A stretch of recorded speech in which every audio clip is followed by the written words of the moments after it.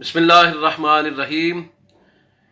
جیسا کہ ناظرین کو معلوم ہے کہ بھارت کا ایک چھوٹا سا جو میزائل ہے وہ پاکستان کی حدود کے اندر آیا اور پاکستان فضائیہ نے اس کو گرنے سے بچا لیا اور ہوا کے اندر ہی تباہ کر دیا۔ یہ بات ہے اسی مہینے کی، یعنی مارچ کے مہینے کی 9 تاریخ کی۔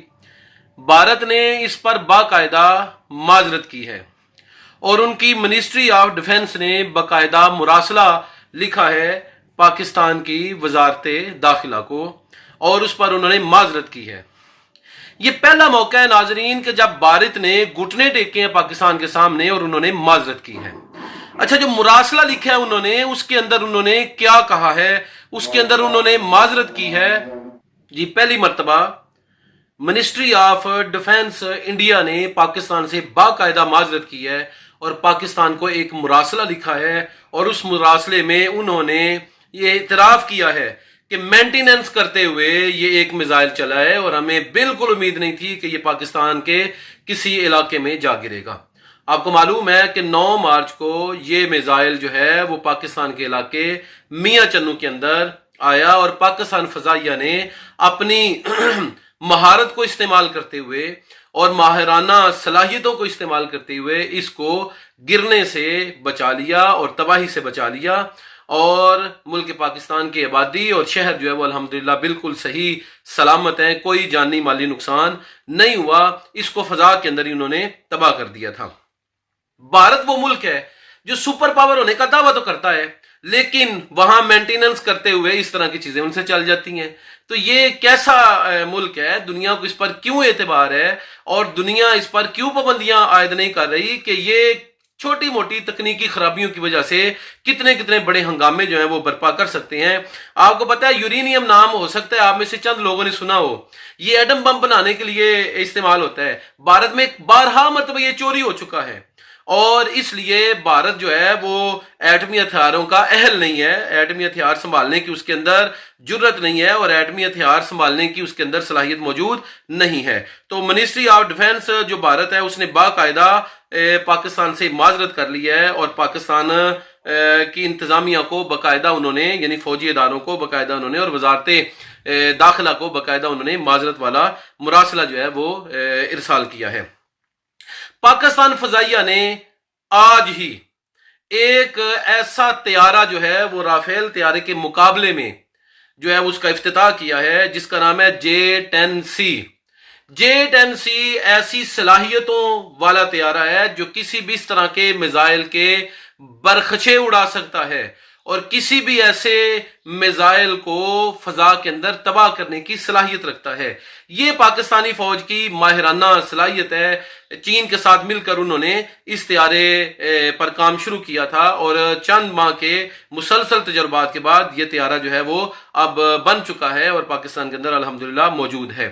پاکستان کا ریڈار کا سسٹم اتنا مضبوط ہے کہ جو میزائل انڈیا کی طرف سے چلایا گیا تھا، پاکستان کی فضائیہ نے اپنے ریڈار سسٹم کے ذریعے اس کو تباہ و برباد کر دیا، اور پاکستانی آبادی اور شہریوں کو کسی بھی جانی مالی نقصان سے بچا لیا۔ آپ کو معلوم ہے کہ انڈیا جو ہے اس نے مختلف ممالک سے، فرانس سے، روس سے، اسرائیل سے مختلف ہتھیار بھی خریدے ہیں، اور مختلف طیارے جو فضائیہ طیارے ہیں وہ بھی خریدے ہیں تاکہ فضائیہ کی کارکردگی جو ہے وہ مزید بہتر ہو۔ لیکن الحمدللہ J-10C جو ریڈار سسٹم سے لیس ہمارا طیارہ ہے جس کا افتتاح ہوا ہے، وہ الحمدللہ دنیا کے اس طرح کے خطرناک لوگوں کو اور اس انسانیت کے اس طرح کے خطرناک دشمنوں کو ناکو چنے چبوانے کی صلاحیت رکھتا ہے۔ تو ہمارا عالمی برادری سے بھی یہ تقاضا ہے، مطالبہ ہے کہ ایسے غافل ملک کو جو صرف مینٹیننس کے نام لے کر مانا بنا رہا ہے اور مینٹیننس کرتے ہوئے ان سے میزائل چل جاتے ہیں، ان کے پاس اتنی صلاحیت نہیں ہے کہ وہ ایٹمی ہتھیار کو سنبھال سکیں، اور ایٹمی ہتھیار کی اہلیت ان کے اندر نہیں ہے۔ تو ان لوگوں پر اس اعتبار سے ضرور پابندی ہونی چاہیے۔ یورینیم وہاں چوری ہو جاتی ہے، مینٹیننس کرتے ہوئے وہاں ان سے وہ میزائل چل جاتے ہیں۔ یہ تو ایسا ہی ہے کہ آپ کہیں جی میرے ہاتھ میں پٹاخہ تھا تو وہ چل گیا ہے، یا میرے ہاتھ میں شرلی تھی وہ چل گئی ہے۔